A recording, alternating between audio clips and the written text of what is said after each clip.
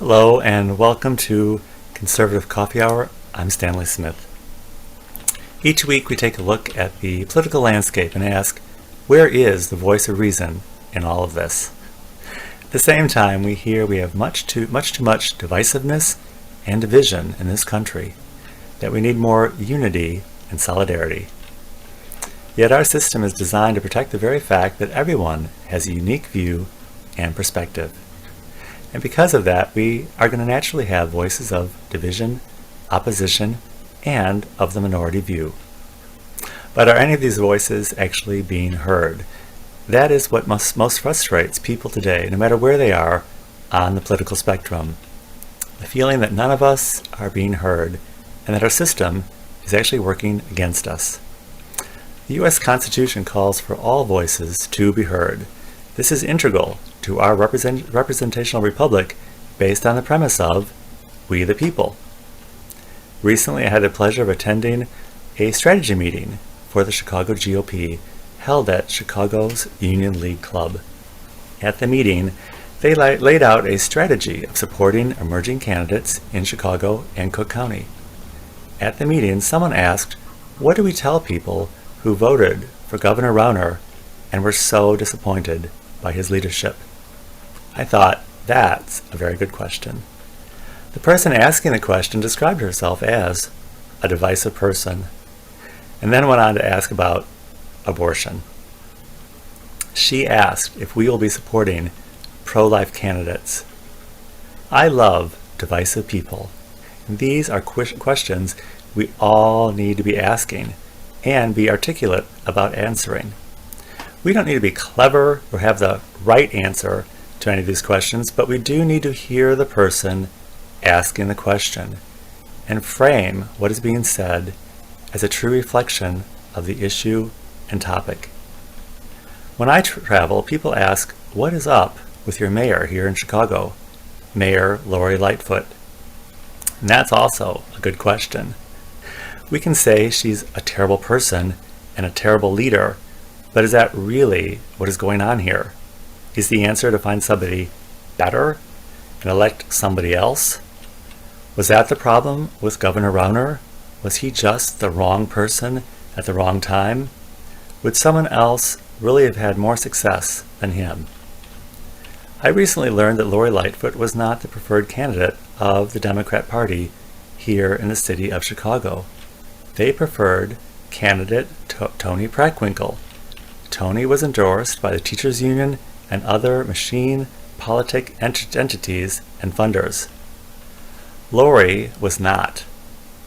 I believe many of us in Chicago intuitively voted for Lori because we saw her as the opposition candidate, and in some ways she still is.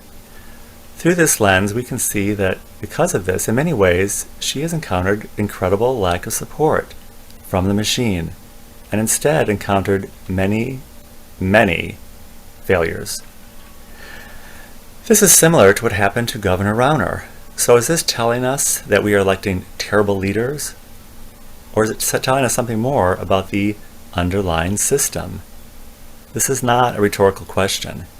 We are in opposition to the underlying system of machine politics and racketeering here in Illinois, as well as across the nation. Racketeering is accomplishing something for gain through coercion. After 4 years of Governor Rauner's failed leadership, what did the citizens of this state do? We caved in and surrendered to machine politics and voted for Governor Pritzker. Is Governor Pritzker doing a better job than Governor Rauner? Is he a better leader? Or has he simply had the benefit of the racket that is our state politics here in Illinois? In many ways, Governor Pritzker can claim that he has been our very savior, but that is a legerdemain or sleight of hand of the worst kind. They have literally pushed us in a puddle and then offered us the favor of helping us out of it. It's a fraud and an embarrassment. The coercion is if we don't play along with their game, we're done for and dead in the water. And what are we going to do at the end of Lori's term?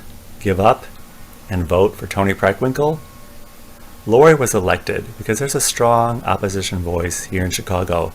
And like it or not, Lori was the opposition candidate, no matter how hard that might be for us to see. Rauner was the opposition candidate as well, and as much as we might bemoan his failed leadership, we need to frame it in this proper context. So on to abortion.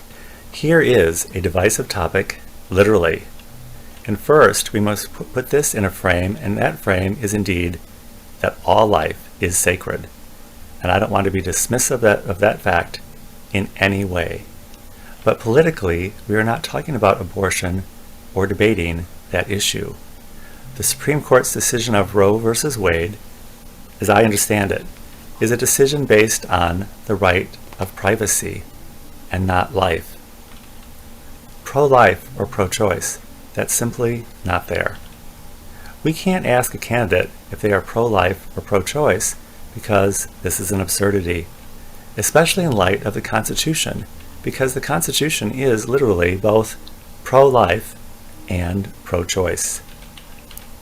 Candidates campaign and are elected as representatives. And what are they representing? Are they representing a platform of their own personal beliefs or principles? Or are they representing a platform of our beliefs and principles? The answer to that is neither. A true candidate or leader is representing all the people by adhering to the Constitution. And this is not a belief system of policies, issues, and topics. It's a values proposition. And what is the values proposition? The values proposition is that all people are created equal and have equal protection under the law. Does this mean that everyone is accommodated in all places at all times? No, it does not.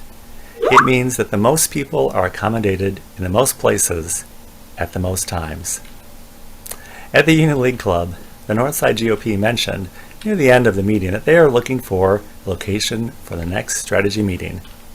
They said the choice of locations is limited because of the vaccine passport mandate here in Chicago and Cook County.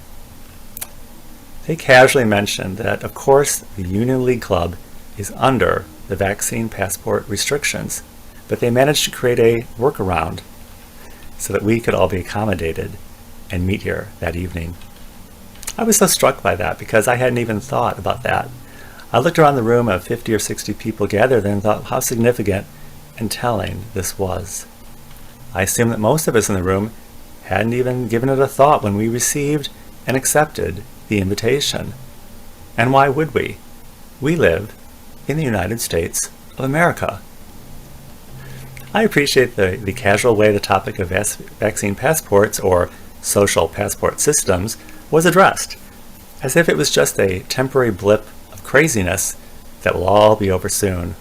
At the same time, I felt like bursting into tears because the small act of being accommodated is something I no longer encounter on a regular basis. I think this used to be called hospitality. In hospitality, we are not welcomed due to our merits as a guest, but on the merits of the one doing the inviting. We live in such a ungracious and unwelcoming time, and I think we could all bear this better if we did think this was just a temporary blip that will all be over soon. Aside from worthy candidates and the topic of failed leadership and abortion, I do encourage candidates and the Northside GOP to focus more on this topic, the vaccine passport and other measures which are sure to follow as the greatest threat facing us. And the us is not the vaccinated versus the unvaccinated. The us is everyone. Another question I get often is there a Republican Party in Chicago?